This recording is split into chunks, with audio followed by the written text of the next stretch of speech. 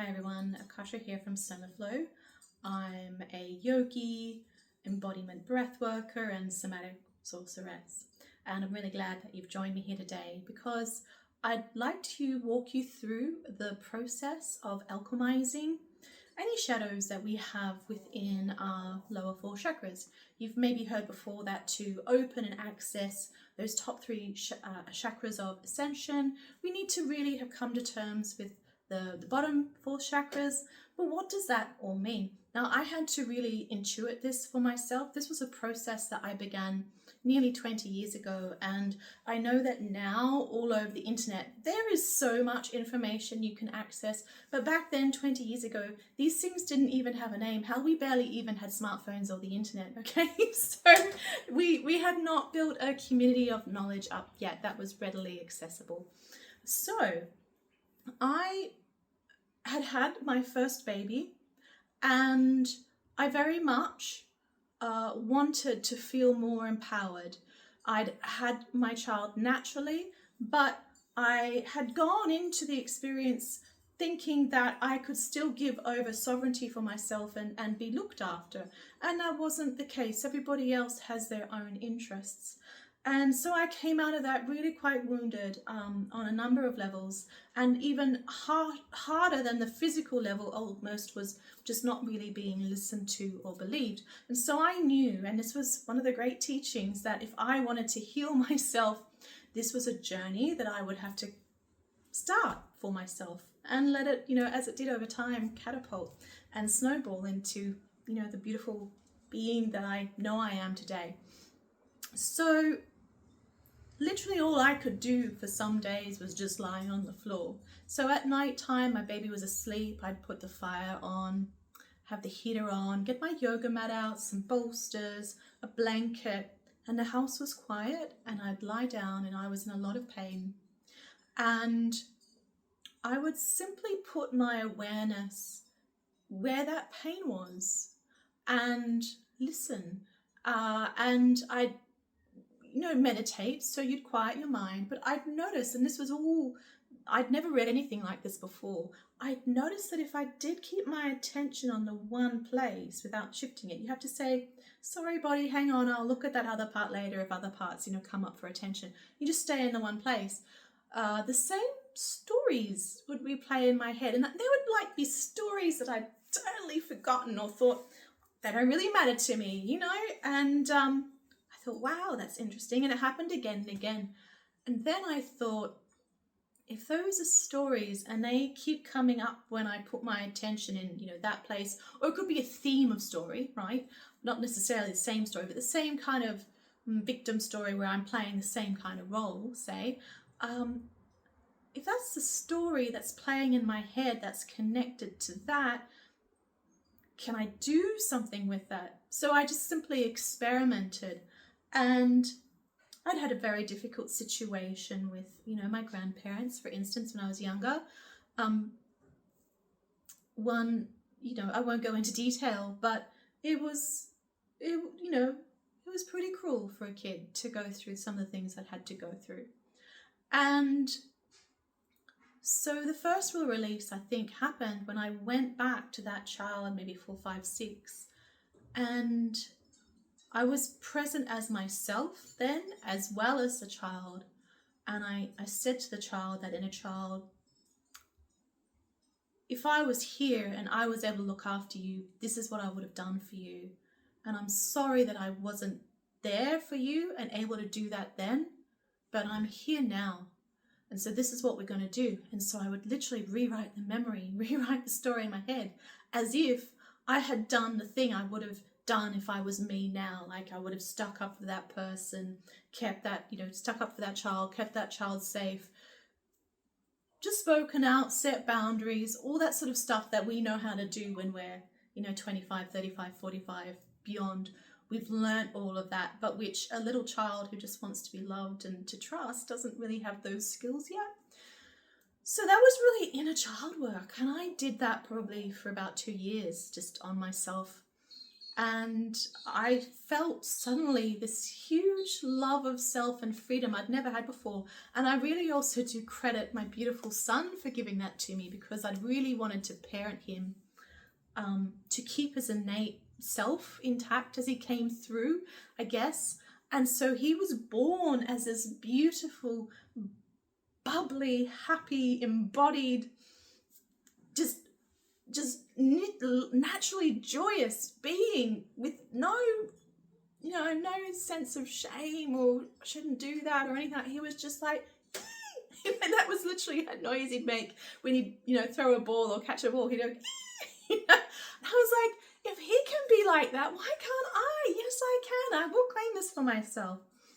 So he was really my teacher and my model, and without birthing him, even though I went through all of that to birth him and afterwards, I wouldn't be in the place I am today. So when they say our children are our greatest teachers, it's absolutely true. And I'm grateful every day for the gift of just seeing what it is like to still be in your joy as your birthright, which most people aren't. And anyway, carrying on with the story. But for my second birth, I wanted to be able to birth naturally and birth naturally from an empowered place. And I'd heard, I'd read books by Anna Mae Gaskin and other birth workers. I'd heard that there were people, from around the world in societies who would just, maybe go out to the bushes and birth in an hour and come back with a baby. And I was like, if they can do that, so can I. Yeah, there's nothing fundamentally different between my body and theirs. So I don't give myself credit, I think, back then for what a cool kid I was, because I just literally said to the universe, and who knew you could do this? I was like, okay, show me how to have a baby in an hour. And so then that started a new process for me, because what the world showed me was I had to work through a lot of shame. And, for my first birth, there had been a lot of people saying, oh, you're so, a lot of muscles restricted down there. We don't know if you can birth naturally. I did. But then for my second birth, I'd unfortunately been in the circumstance where people had said, oh, we don't think you can birth naturally now because, damage had been done. And I was like, hell no, bring it on. I'm going to birth my baby naturally. Just you wait, just you watch. Because by that point I'd had enough lessons in life to trust myself more than what anybody else was going to tell me about my baby or my body.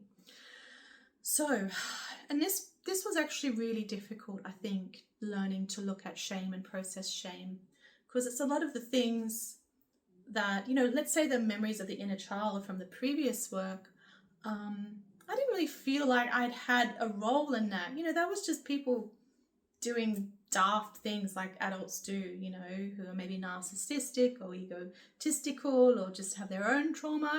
They do stupid things and kids suffer.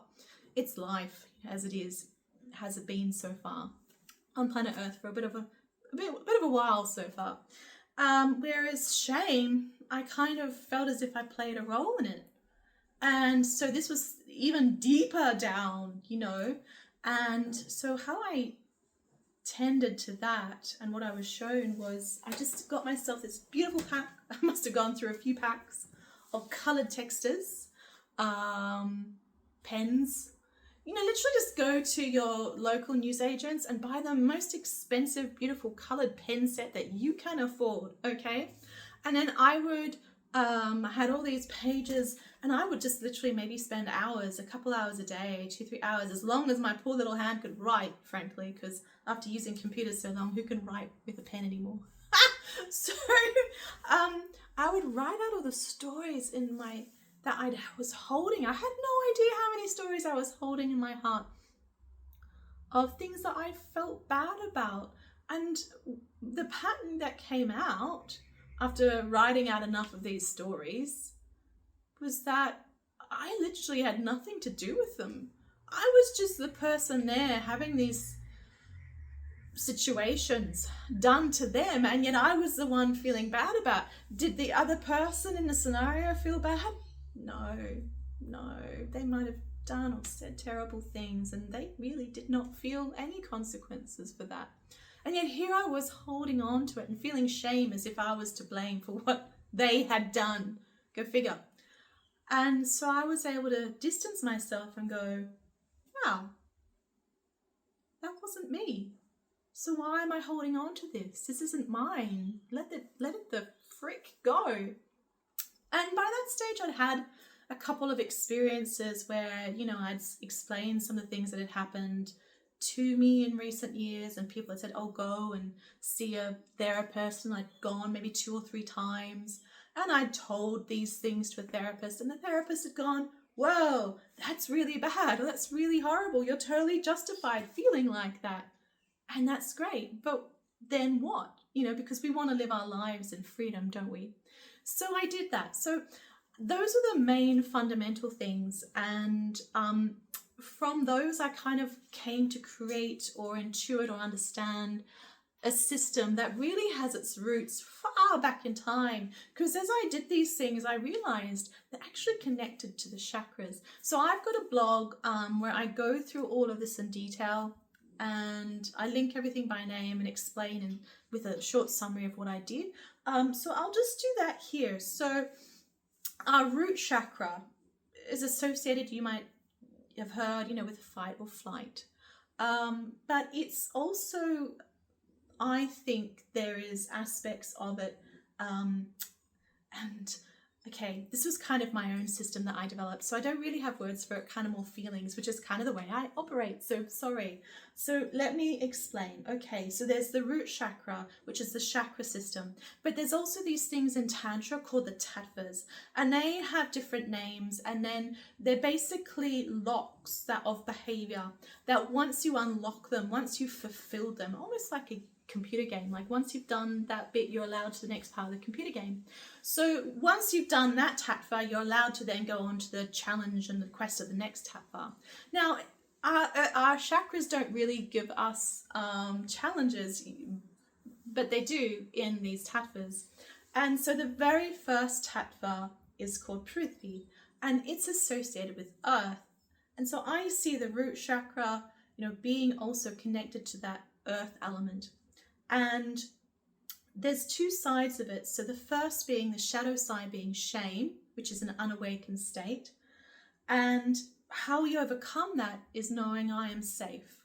So even if you haven't done the shadow work, even if you don't want to do the shadow work, even if you just say to yourself, I am safe. But safe how? I am safe to be me. I don't have to feel shame for who I am or what I've done or what other people have done to me, even less so. So I am safe. It is safe to be me. And what happens when we're there? We unlock the gift of integrity, knowing who we are to ourselves. As in, maybe you've met people before who maybe they lie, but they don't even know that they're lying, okay? They're so out of integrity with themselves. They don't even know who they are. So once we can let go of shame, we can know who we are, and we can claim that, and we can have an honest inner conversation with ourselves about who we are. And it's probably a really great person. Now, the sacral chakra, the second chakra, okay? The second tattva is apas, which is associated with the element of water. And hello, we're in the boat of emotions in our lower belly. And so this is where I think the shadow here is guilt, and the medicine is to say I belong, in the sense that those stories that I'd had in my body, in parts of my body where I held tension. You know, pain is really just kind of energetic friction. It's there saying there's a blockage, can we release it please? Lots of different ways to treat things, but energy is a basic fundamental way that we can do for ourselves.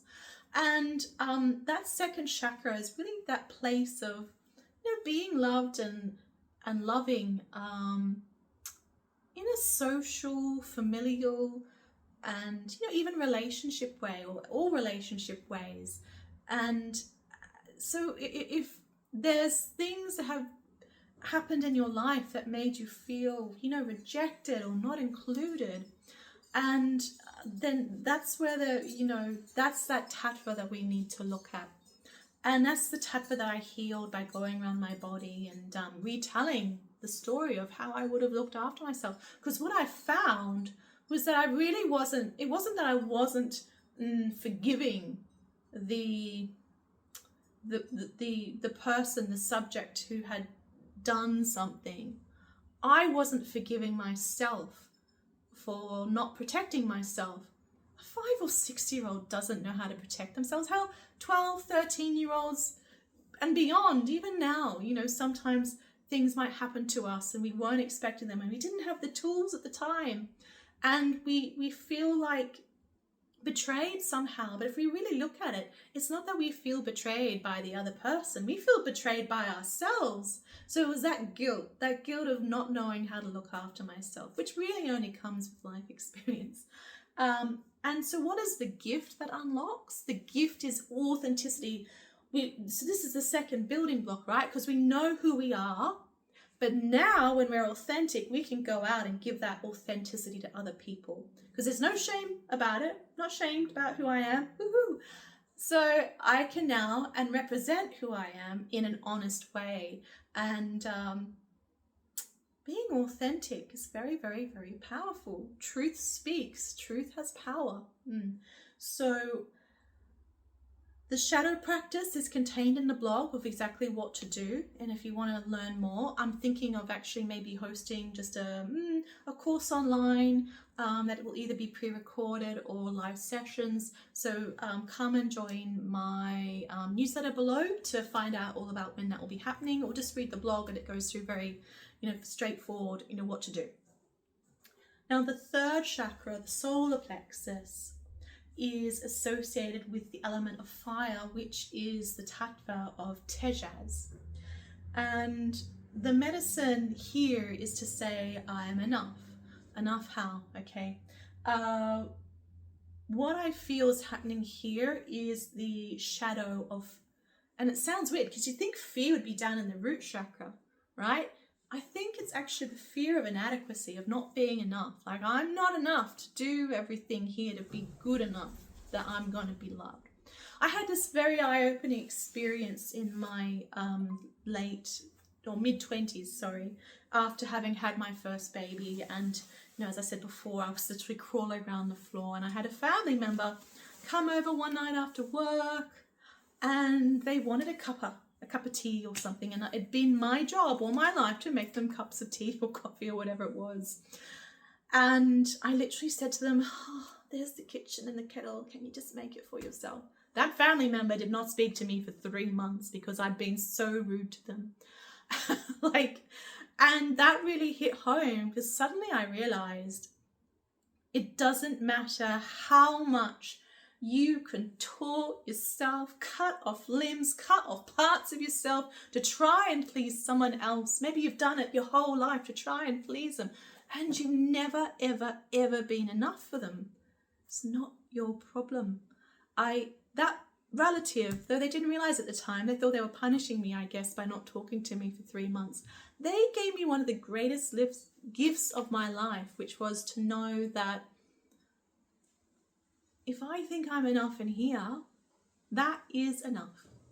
And so the shadow work, or the shadow practice that I give here in this blog, is basically to understand the commitments that we make and set healthy boundaries. As in, if we say we're going to do something for someone, if we're going to continue to honor those two lower tattvas, integrity and authenticity, if we say we're going to do something, we kind of need to follow through. We want to be honest, that authentic, and we want to have integrity with ourselves. So if you don't think you can follow through with something, don't say you're going to do it. It was okay for me to say to that person, I can't make the cuppa, can you make your own cuppa? That was okay. It was okay for me to set a healthy boundary for myself. So look at all the places where you've been giving and giving and giving, maybe to your kids or family members or friends or relatives or co-workers or bosses. Where have you been giving and giving and giving? But inside, you're like, I don't really want to give that. Giving that doesn't really, feel good to me. I don't have enough reserve. you feel a sense of lack, and inadequacy and lack of abundance, and then you do it for them and they don't even say thank you, and they may not even like it. They might be like, oh, criticizing you, oh, you didn't do that very well. Like, who here has teenagers? Hello. So it is entirely healthy to then say to that person, even if they're a boss or a teenage child, if you didn't like it, okay, I understand. Do you mind doing it yourself next time? Or at least provide more clarity, please, about how you would like the outcome. Because someone once said to me, we have two options. We can either, ask for an outcome and let that person decide how they're going to provide that outcome, or we can tell someone exactly how to do it and just be ready to accept whatever outcome comes, because we had so much control over the process that the outcome is really what we deserve anyway. So please, that third chakra, that sense of I am enough, really, really, really depends on you having enough awareness about how much can you give, and how does it feel if you give something and it's not received well. And beautifully, that leads us to the fourth Tattva, the Tattva that lives in the heart. So the heart chakra is the Tattva of Vayu, air, and the shadow there is loss and rejection. And the medicine, the heart medicine, is the words I am received. And the purpose, like the gift here, is to know our purpose, our life purpose. I do have a meditation on here about opening the heart chakra. I really will be putting up soon a meditation on not just knowing our life purpose, but knowing how to live it moment to moment. It's definitely on my to-do list. It is so important. But certain things in my life, I think, really had to fall into place so that I could bring the best of my, wisdom and knowledge to that activation that I'm going to be sharing. So this is kind of our heart. There's another chakra here called the Dharma chakra, a little bit above the heart. That's what we'll be playing with during the activation. But for now, we're just going to be looking at the heart chakra, that purpose, that sense of purpose. And, you'd think that this would be the one where you say, I am loved and loving. And no, it's because all of the others have built up. So integrity, we know who we are. And authenticity, we know who we are, we know how to represent it to the world. Responsibility, we know who we are, we know how to represent it to the world, and then we know how to, stay true to ourselves, and also represent that truth externally, and then fulfill it through action in the physical world. Yes, and then the fourth Tattva kind of like brings it full circle, and in that you're now, I am able to stay true to myself. I am able to know who I am, how I represent myself, how I, act in relation to others. But I also know how to act in relation to myself in terms of then what I give to others, so that the things that we give are all in line with who we are. And this one is one that we have to be super, super, super gentle about, because there'll be things from our childhood that we maybe really liked to do, and for some reason it wasn't cultivated. Maybe our parents didn't have money or time, or think it was important. I had family that thought I had to study very, very hard to become a doctor like them, for example. And so I sound a bit weird, but when I had children, the first thing I really, really did was, when I bought things for us as a family, I kind of gravitated towards the things that I really would have wanted as a kid, but for whatever reason, I wasn't gifted those. So first, as soon as we got good, we got a big trampoline. Who was jumping on it? Me. Luckily, my kids love these things, because who doesn't love a trampoline? Another thing I went and got as soon as I could was roller skates for all of us. So we would literally, in the living room, just roller skate around the living room all winter. We live in a big house, big concrete floors. Don't do it on your fancy lino or something. But we had big concrete farmhouse floors. We'd be roller skating everywhere. I'm not saying live your life vicariously through your kids, but if there is a way to honor that little kid inside of you and the things that you know would have brought you joy from a very early time, just start doing them in the smallest ways you can. For me, it's dancing. And so if there is time in my day that I can dance, I feel so much happier. You may have experienced a mental block where you feel like, oh, there's this thing I really like to do, like maybe go to the gym or have a swim or, I don't know, paint or something, but I don't deserve to do that until I have done a full day's work or done that assignment. Now, I'm not saying here be irresponsible, as in you have made commitments as part of that third tattva. By all means, fulfill your commitments, but don't think that you are the lowest of the lowest here, like in terms of priority. You are the priority. This is you and your life and your moment. You only have now. So how I used to begin to integrate this when my kids were young was I drew up a big grid, and on it I had quadrants or sections. And, you know, one was to make sure that I did something every day, not just to look after the kids, but also to honor myself. So I had a little square for personal development, a square for fitness, a square for health, like making sure I was taking supplements, you know. Had a square for friends, making sure I called up somebody, a square like probably for creativity, so making sure I did some art. And I really recommend just going up and getting a piece of paper, putting some lines along it, and put your life into different sections. I know that maybe if you work might take up a big chunk of your day. There might be 8 hours there. Okay, so, but it doesn't mean that it gets the whole grid or even half the grid. Just give it one square. And maybe you don't have time every day to do all of the things on that grid.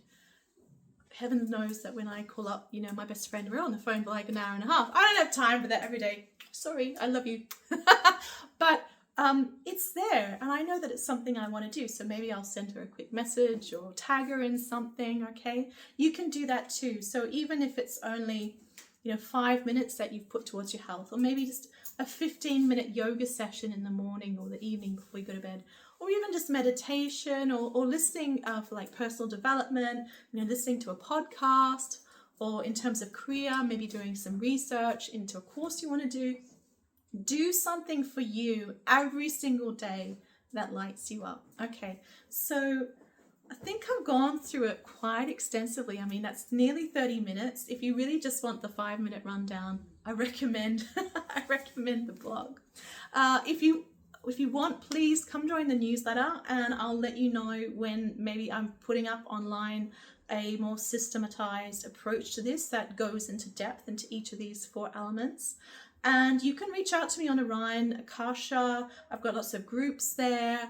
And also I work entirely by donation, at least in terms of this kind of work here that I do. So if there's something here that resonated with you today, you like the blog, you like this explanation, please come over to my Ko-fi. Everything's linked on Linktree, you know, and just by all means contribute. And if you don't want to, or you're not in the place to contribute, totally okay as well. All right, Akasha here from Soma Flows, and have a lovely time, and see you on the next video.